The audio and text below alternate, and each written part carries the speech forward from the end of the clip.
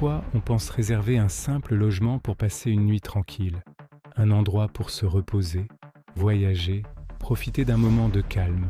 Mais pour certaines personnes, un Airbnb est devenu le décor d'un véritable cauchemar. Aujourd'hui, je vais vous raconter 3 histoires vraies, 3 expériences vécues par des personnes ordinaires, dans des maisons tout à fait normales. Et pourtant, chacune d'elles cache une situation inquiétante, dérangeante, voire dangereuse. Installez-vous confortablement, baissez la lumière et écoutez attentivement. Pendant des années, j'ai loué ma maison sur Airbnb avec ma femme.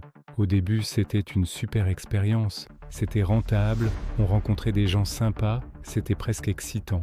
Et puis petit à petit, la pression s'est installée, les messages à n'importe quelle heure du jour et de la nuit, les ménages à faire en urgence entre 2 locations, les imprévus qui vous tombent dessus sans prévenir. Mais rien, absolument rien, n'aurait pu me préparer à ce qui allait se passer ce soir-là. L'histoire commence avec une réservation tout à fait banale. Un jeune couple réserve la maison pour une seule nuit. Comme d'habitude, je suis la procédure. Je leur envoie le code de la porte d'entrée par message. Quelques minutes plus tard, ils confirment qu'ils sont bien arrivés et installés. Tout semble parfaitement normal. La soirée se déroule tranquillement, jusqu'à 21h précise. C'est là que mon téléphone vibre. Je reçois un message. Je vous appelle dans 1 minute. Le ton est froid, sec, direct. Ça me surprend un peu, mais je ne m'inquiète pas plus que ça. Quand le téléphone sonne enfin, une voix d'homme m'annonce que l'eau ne fonctionne plus. Plus une seule goutte dans toute la maison. Un petit sentiment d'inquiétude commence à monter en moi. C'est le genre de problème que tout propriétaire redoute. Je m'excuse platement au téléphone, bien sûr, et je leur propose de venir immédiatement pour vérifier ce qui se passe. Je ne le sais pas encore, mais je suis en train de foncer tête baissée dans un piège. J'arrive devant la maison une quinzaine de minutes plus tard. Et là, premier détail qui cloche. Je vois 2 voitures garées dans l'allée. 2 voitures. Pour un couple qui n'est censé rester qu'une seule nuit, c'est étrange. Une petite alarme silencieuse se met à sonner dans ma tête, mais je la mets de côté. Après tout, il y a peut-être une explication logique. Je continue, je sors de ma voiture et je me dirige vers la porte. J'entre. La maison est plongée dans un silence étrange, trop silencieuse. Personne ne vient m'accueillir, pas un bruit. Je crie un petit « bonsoir », mais je n'obtiens aucune réponse. Le problème d'eau vient souvent du sous-sol. Alors je décide de descendre. La lumière est faible, l'air est froid et humide. Je trouve tout de suite la vanne principale d'arrivée d'eau. Et là, deuxième choc. Elle est complètement fermée. Quelqu'un l'a fermée, volontairement. Ce n'est pas une panne. Je la rouvre et j'entends immédiatement l'eau qui recommence à circuler dans les tuyaux. Le problème est résolu. Mais c'est à ce moment précis qu'un malaise brutal m'envahit. Pourquoi quelqu'un ferait une chose pareille? Pourquoi m'attirer ici pour ça?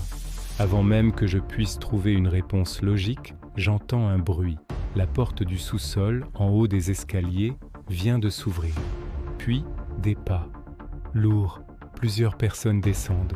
3 hommes apparaissent dans l'encadrement de la porte. Ils ne ressemblent pas du tout au jeune couple que j'attendais. Ils sont plus âgés, plus costauds, et surtout, ils sont complètement silencieux. L'un d'eux me regarde et demande simplement « C'est réparé ?» Sa voix est calme, presque détachée, beaucoup trop calme. Je hoche la tête, incapable de prononcer un mot. Mon instinct de survie hurle. Je suis piégé au sous-sol avec 3 inconnus. Les hommes ne bougent pas. Ils me fixent, immobile, dans le silence oppressant de la cave. Je comprends que je dois partir. Lentement, je commence à m'avancer entre eux pour rejoindre les escaliers. Mon cœur bat si fort dans ma poitrine que j'ai l'impression qu'il va exploser. Chaque pas est une éternité. En passant juste à côté du dernier homme, mon regard est attiré par un détail. La crosse d'une arme à feu qui dépasse de la ceinture de son pantalon. Le temps semble se figer. Mon cerveau se met en pilote automatique. Je ne cours pas, je ne crie pas. Je continue de marcher, mais plus rapidement. Je monte les escaliers 4 à 4. Je traverse le salon sans un regard en arrière. Je sors de la maison. Je saute dans ma voiture. Mes mains tremblent. tellement que j'ai du mal à mettre la clé dans le contact. Je démarre en trombe et je m'éloigne le plus vite possible. Plus tard, la police découvrira que la carte bancaire utilisée pour la réservation était volée. Des objets de valeur avaient également disparu de la maison. Mais une question terrifiante est restée sans réponse. Pourquoi m'avoir fait venir? S'il voulait de juste cambrioler, il n'avait pas besoin de moi. Pourquoi prendre le risque de me confronter? Et surtout, pourquoi m'avoir laissé repartir vivant? C'est une question qui me hante encore aujourd'hui. Une jeune femme passe la nuit seule dans un Airbnb isolé. Vers 20 h, la sonnette retentit. 2 hommes sont devant la porte. Ils prétendent avoir réservé la maison. Quelque chose dans leur voix la met mal à l'aise. Elle refuse d'ouvrir. Elle ment. Elle dit que son mari arrive. Un silence. Puis, elle regarde discrètement par la fenêtre. Son sang se glace. Plusieurs silhouettes masquées sont cachées plus loin dans l'allée. Ils attendent. Elle comprend qu'elle est encerclée. Elle se réfugie dans la salle de bain et appelle la police. Des pas tournent autour de la maison. Puis, un craquement violent. La porte cède. Des voix, des tiroirs fouillés, des pas précipités. Quelqu'un tente d'ouvrir la porte de la salle de bain. Ici. Puis, il s'éloigne. Les sirènes approchent. Les intrus fuient. Tous ses bagages ont disparu. Sa voiture est détruite. La police lui explique que des groupes organisés commettent ce genre de vol régulièrement. Elle est vivante. Elle en sort indemne, mais profondément traumatisée. Vous est-il déjà arrivé de vous sentir observé, même quand vous êtes absolument certain d'être seul? C'est une sensation terrifiante. Et c'est exactement ce qui est arrivé à cet homme, lors de son tout premier voyage en solitaire. Il avait besoin de faire le vide, d'échapper au bruit, à la pression du quotidien. Alors il a réservé un petit Airbnb tranquille, un peu en retrait de la ville, l'endroit parfait pour se ressourcer. Après plus de 10 heures de route, la fatigue était écrasante. À peine arrivé, il s'est effondré sur le canapé, sans même prendre la peine de défaire ses bagages, et s'est endormi instantanément. Quand il s'est réveillé quelques heures plus tard, la première chose qu'il a sentie, c'est le froid. Un courant d'air glacial balayait le salon. Ses yeux se sont posés sur la porte d'entrée. Elle était grande ouverte. Son cœur s'est mis à battre plus fort. Il se souvenait très clairement l'avoir fermée à clé en arrivant. C'était un réflexe, une habitude ancrée. Une boule s'est formée dans son estomac. Le silence de la maison semblait soudain menaçant. Avec une lenteur infinie, il s'est levé et a poussé la porte pour la refermer, tournant la clé 2 fois dans la serrure. Le clic métallique a résonné dans la pièce silencieuse. Son instinct de survie a pris le dessus. Il est allé dans la cuisine, ses pas étouffés par le tapis, et a attrapé le plus grand couteau qu'il a pu trouver. La lame froide et lourde dans sa main était à la fois rassurante et terrifiante. Puis, il a commencé l'inspection, pièce par pièce. Le cœur au bord des lèvres, il a vérifié la salle de bain, les placards, sous le lit. Rien, absolument personne. Au contraire, il s'infiltrait en lui comme un poison lent, transformant chaque ombre en une silhouette, chaque craquement du bois en un pas furtif. Il a sorti son téléphone et a envoyé un message au propriétaire. « Bonjour, petite question étrange. Est-ce que quelqu'un d'autre que moi a accès au logement? J'ai retrouvé la porte ouverte en me réveillant. » Il a attendu, le regard fixé sur son écran. Les minutes passaient, s'étiraient, mais aucune réponse. Le silence numérique était presque aussi angoissant que celui de la maison.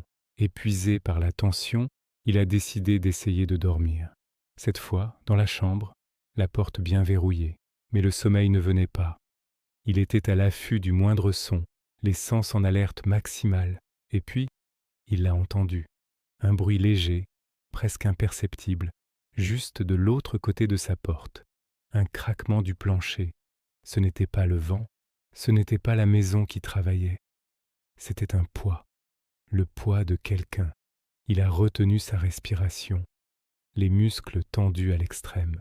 Il a tendu l'oreille, essayant de capter le moindre souffle, le moindre mouvement.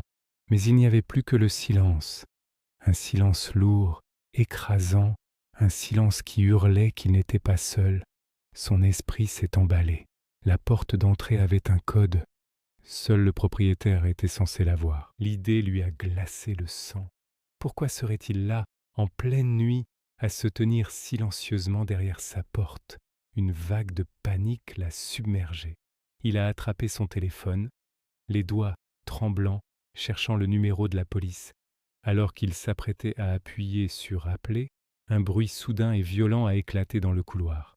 Le son de pas précipités, quelqu'un qui détalait vers la sortie. La porte d'entrée s'est ouverte et s'est refermée avec fracas. Puis, de nouveau, le silence. La police est arrivée rapidement. Ils ont fouillé la maison, les alentours. Ils n'ont trouvé personne, aucune trace d'effraction. Le lendemain matin, il a fait ses valises et il est parti, sans même attendre le lever du soleil. Plus tard, le propriétaire, contacté par la police, a pu prouver qu'il était à des centaines de kilomètres cette nuit-là. Il était innocent. Mais pour cet homme, une certitude effroyable est restée gravée dans sa mémoire. Quelqu'un était bien entré dans la maison pendant qu'il dormait sur le canapé. Quelqu'un s'était tenu juste derrière la porte de sa chambre, dans l'obscurité. Quelqu'un l'avait observé. Et il ne saurait jamais qui ni pourquoi. Parfois, la plus grande peur n'est pas le danger que l'on voit, mais celui qu'on devine, invisible, juste là, dans l'ombre. Merci d'avoir écouté cette histoire. 3 lieux ordinaires, 3 nuits qui auraient pu basculer dans l'irréparable. La peur ne frappe jamais quand on l'attend, elle s'invite, quand on se croit en sécurité. Si cette vidéo vous a marqué, n'hésitez pas à laisser un commentaire et à vous abonner pour d'autres histoires vraies. À très bientôt.